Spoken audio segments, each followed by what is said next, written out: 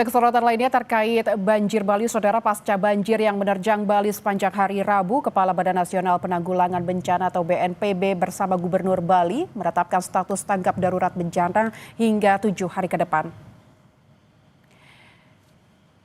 Kepala BNPB juga bilang bahwa pemerintah Provinsi Bali telah menetapkan status tanggap darurat bencana selama 1 pekan. BNPB, BPBD, Pemprov Bali fokus penanganan banjir di Denpasar, Badung, Jembrana, Gianyar, Tabanan, dan Karangasem. Pemerintah pusat telah menganggarkan anggaran sebesar 1 miliar lebih ke Pemprov Bali untuk membantu penanganan bencana. Akibat bencana banjir, BNPB mencatat 9 orang meninggal dunia dan 2 orang dinyatakan hilang. Semula tanggap darurat bencana itu akan ditetapkan 2 minggu, tetapi karena sifat bencananya ternyata tidak terlalu besar, ya, maka akan diralat menjadi cukup 1 minggu. Sehingga nanti langsung kita melakukan langkah-langkah untuk perbaikan, rehabilitasi, rekonstruksi pasca bencana. Seperti itu. Artinya darurat ini supaya kita berkolaborasi. Pemerintah pusat juga bisa memberikan bantuan maksimal, dan salah satu persyaratannya adalah pemerintah daerah meminta bantuan. Nah, meminta bantuan itu suratnya ada, namanya siaga darurat dan tanggap darurat.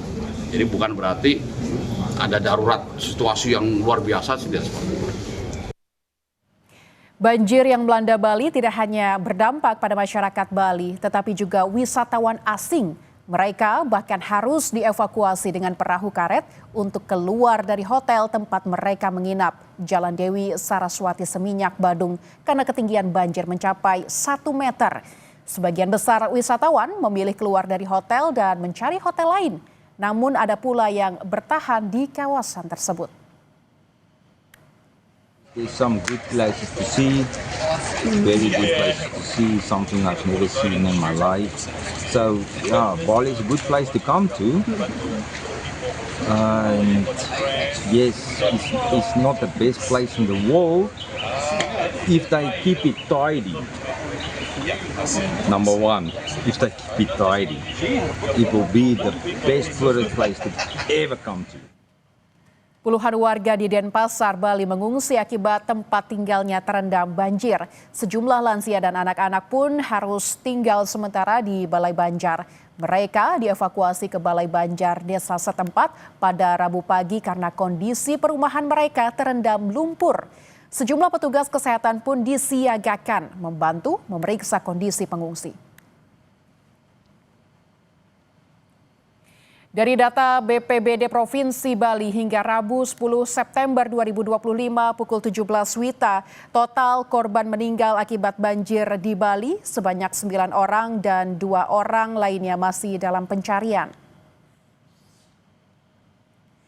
Dari data BPBD Provinsi Bali, terdapat 123 titik banjir di Pulau Bali, 81 titik di Kota Denpasar, 14 titik di Kabupaten Gianyar, 8 titik di Kabupaten Tabanan, 4 titik di Kabupaten Karangasem, 4 titik di Kabupaten Jembrana, dan 12 titik di Kabupaten Badung.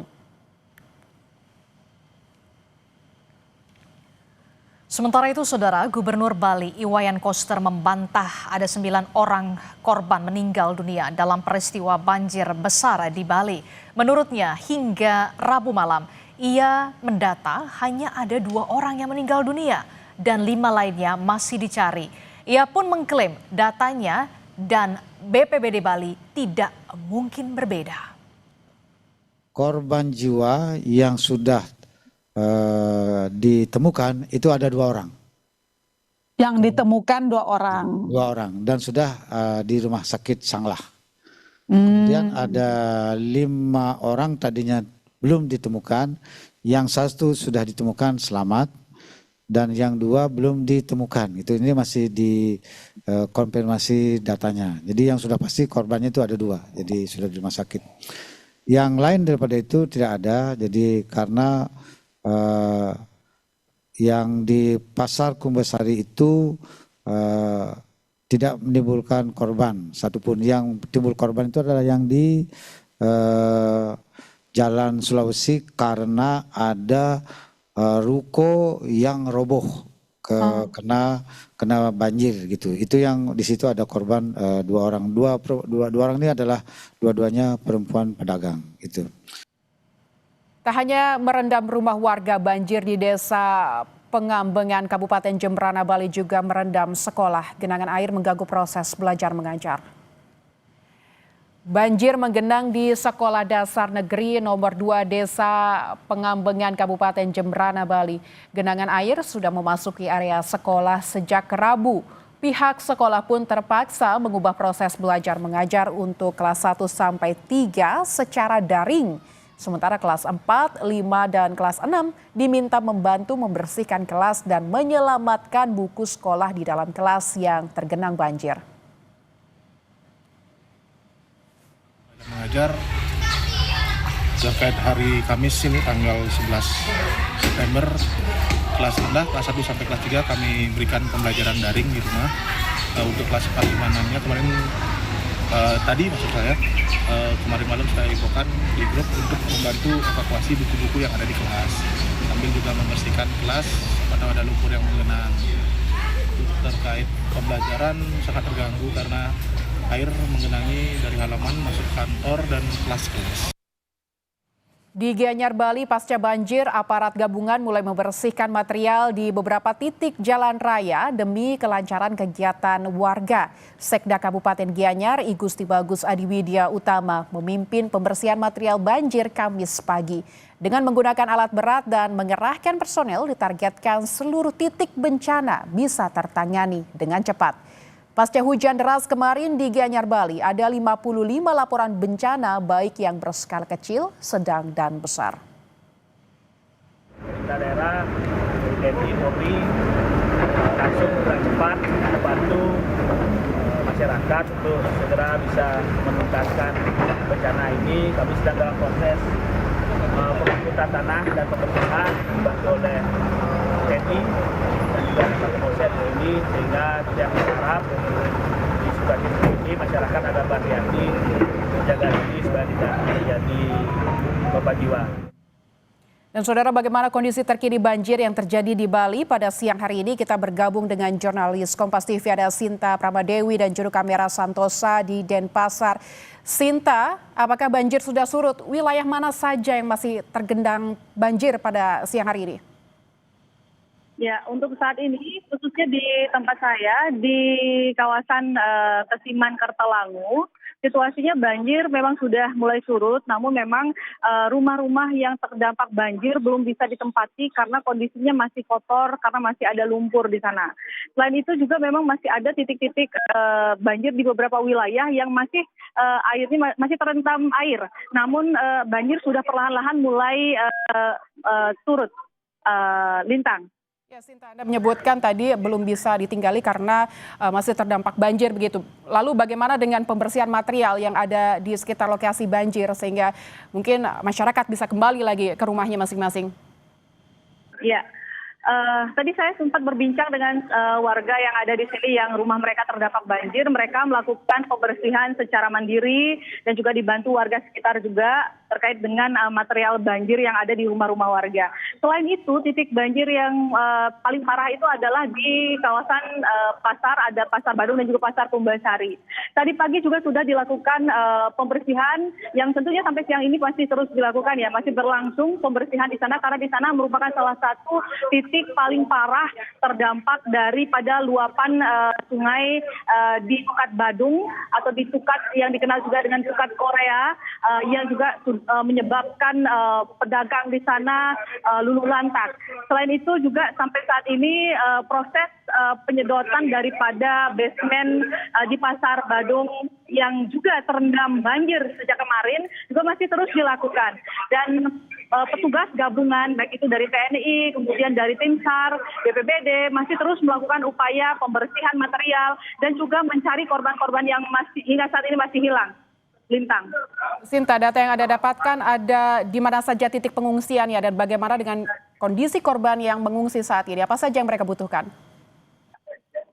Ya, Lintang dan saudara, titik-titik pengungsian ini tersebar di beberapa wilayah. Kalau untuk di Denpasar sendiri itu ada di sejumlah titik. Ada yang di Pemecutan, kemudian di Ubung, dan tempat saya di sini di wilayah Banjar Tohpati, Kesiman. Total memang ada puluhan warga yang masih mengungsi.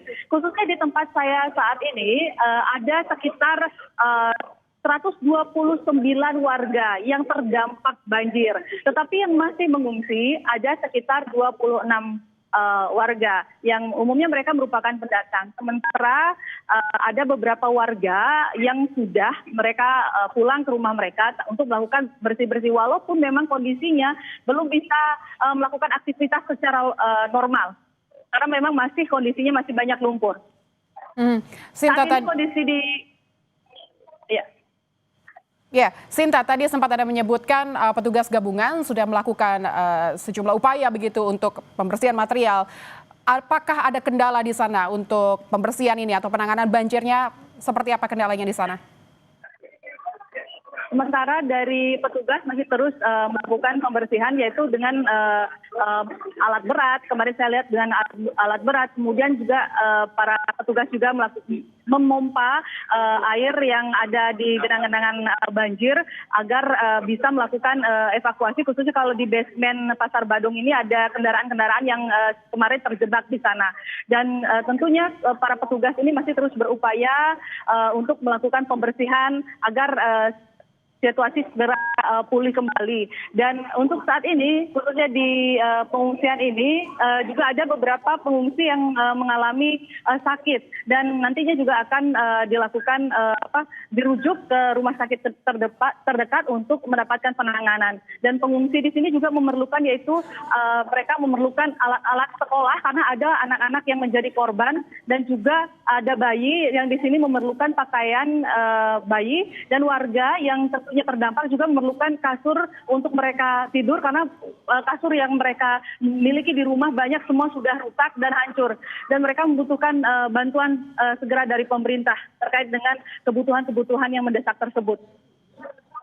Ya, baik Sinta, semoga para pengungsi segera mendapatkan penanganan yang terbaik begitu dan warga bisa kembali ke rumahnya masing-masing. Terima kasih Sinta melaporkan langsung dari Denpasar, Bali. Selamat bertugas kembali.